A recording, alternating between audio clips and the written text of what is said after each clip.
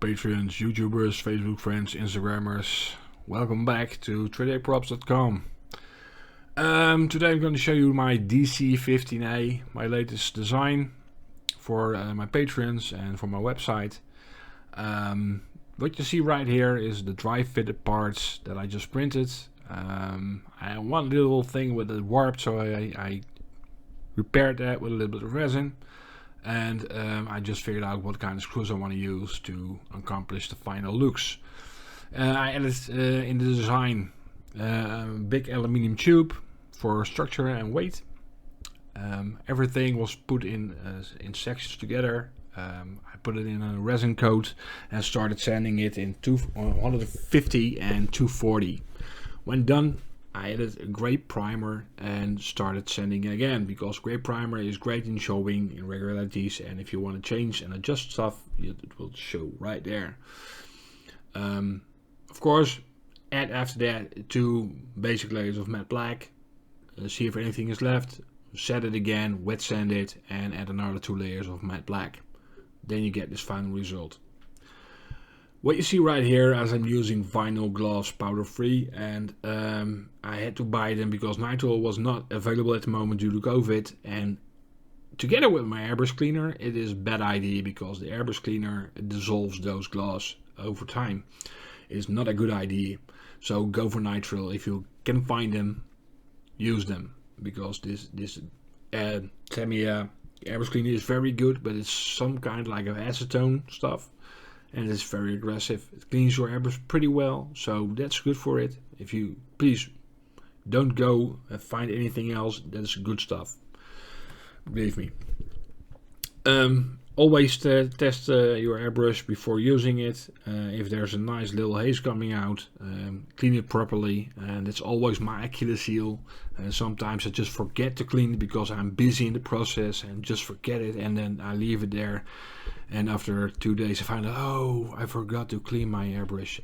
That's a headache, because you have to go clean it very thoroughly and take everything apart and whatever. And so that's my Achilles heel, the airbrush cleaning. Airbrushing this thing, I'm going to hit the basic big areas with gunmetal gray from Vallejo 77.720. It's a great paint. I use it on practically on all my Star Wars blasters because it just gives this nice, deep, dark, metallic look, and it highlights, but not too much. And it's very easy to over highlight everything. If you go for the dark aluminium or a chrome or a silver or whatever, it just is too much. And dark aluminium I'm going to use later on in this build, and I use it just for the weathering scratches, edges and stuff, just to give it a little bit more detail. But for airbrushing stuff like this, no, gunmetal gray is just fine. Or go for black metallic and mix it up with a little bit of anthracite or whatever. Be careful. Don't overdo it, because it will ruin the looks of your blaster. I'm hitting the Slunic pieces over there, just under the scope, and the big triangular piece and stuff. I hit it in the middle a little bit more with my airbrush, so I get a little bit more highlighted and in depth. Try to avoid the deep spaces in the blaster with it. You just want to have those depth created. So I just saw the like, share, subscribe button. You know what to do. Please like, share, subscribe, hit the notification bell, share it with your friends, tell everybody about it, and just become part of our community. I really love talking with my patrons about what I do, and come up with new ideas, new projects, and just throw them in there and see what they build. If you're one of my patrons, I thank you very much for making this possible. And if you got this file and start building this blaster or another blaster that you had for me, the files, share it with me and the rest of the community. Just drop it in our Facebook group, show what you got and what you built, and share your experience and your skills, because yeah, we can learn a lot from each other. And the only thing that we want is to awe people on conventions and people that you receive at your home and see your blasters that you build. So if we can improve each other, be my guest, drop me a couple of feedback points or whatever, or tips or tools or whatever. Yeah, that would be fun. Yeah. So what I'm going to do, clean my airbrush a little bit. I just have a bottle with the airbrush cleaner. I take the end off, so I got more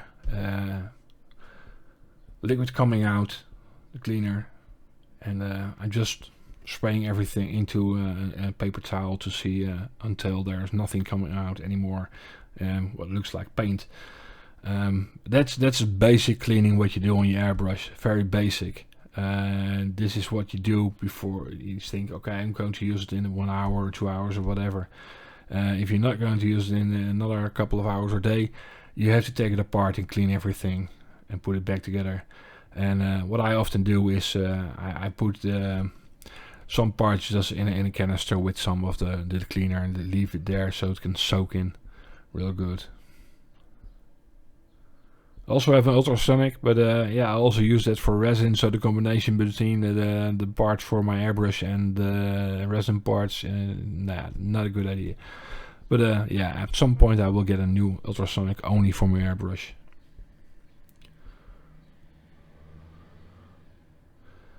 Next thing, I'm going to dry brush, and yeah, I use very old brush where all the hairs are just spread out. The basic color I'm going to use right now is Vallejo Dark Aluminium 77.703, and as you can see, my brush is very old, it's very used, and this will give just a not consisting brush. When you hit the blaster with your brush and the paint, it will never leave the same mark. And with a new brush, you got a very much everything is more tight, and yeah, it looks more handmade, created. So I just add a little bit of paint to my brush. The first time is a little bit more than the times after that, but yeah, what you want is that it is nearly dry. And for me, it's pretty hard today to do this because it's pretty warm at the moment, and the paint dries pretty fast.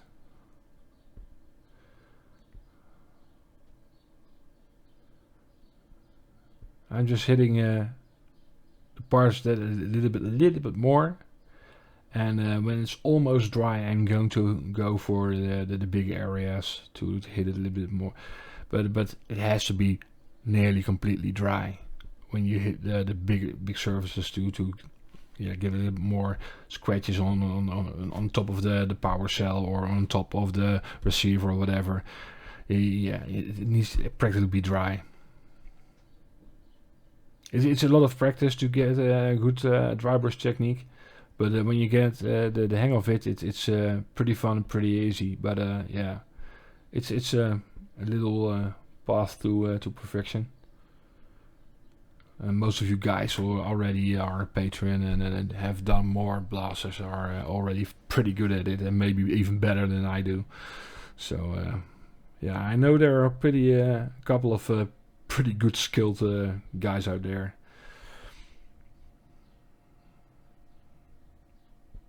And I always enjoy other people's success and great builds. It's really what keeps me going to improve myself, to see what others can do and how much detail and effort they put in their builds.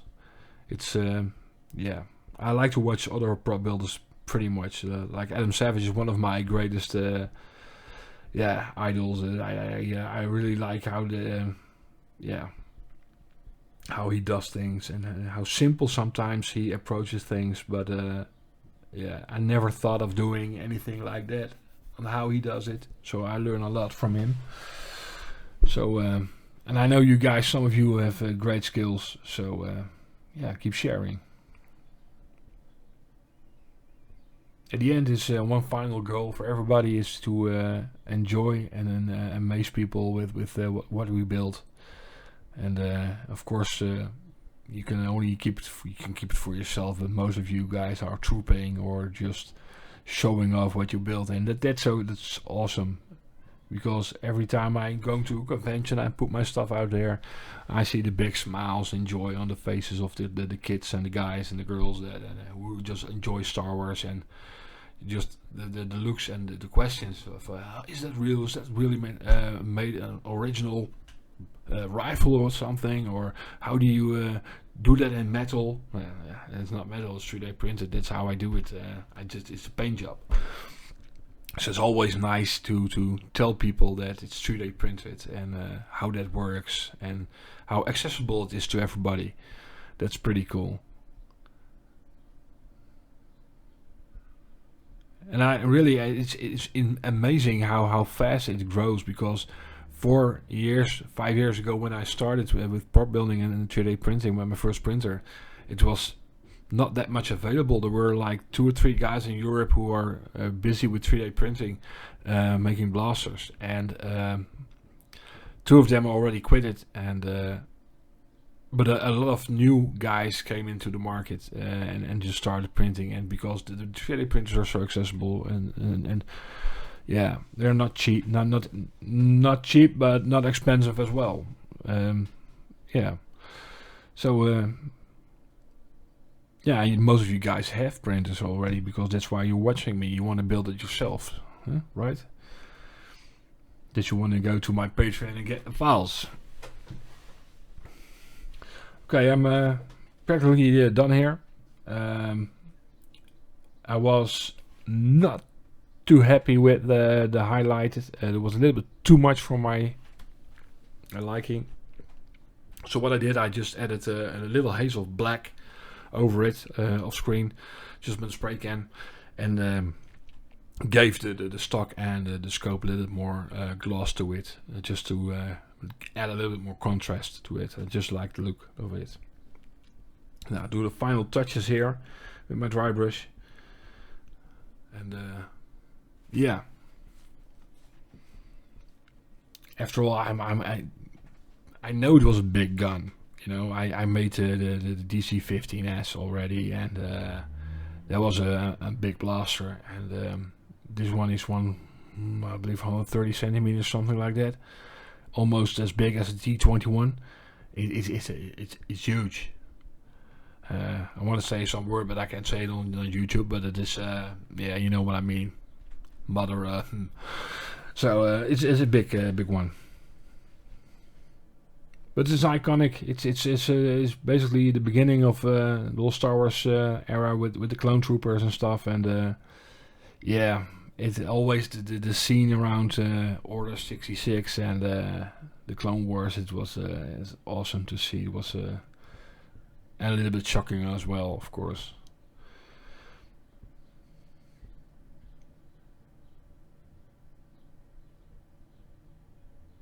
I really hope you enjoyed my video, my little painting tutorial right here. There's more on my website, on the Patreon portal.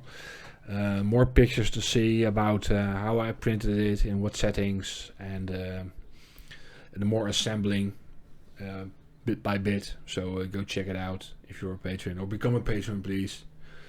So yeah. Don't forget to like, share, subscribe, and hit the notification bell for more videos of my website and my channel. So yeah, I really appreciate you.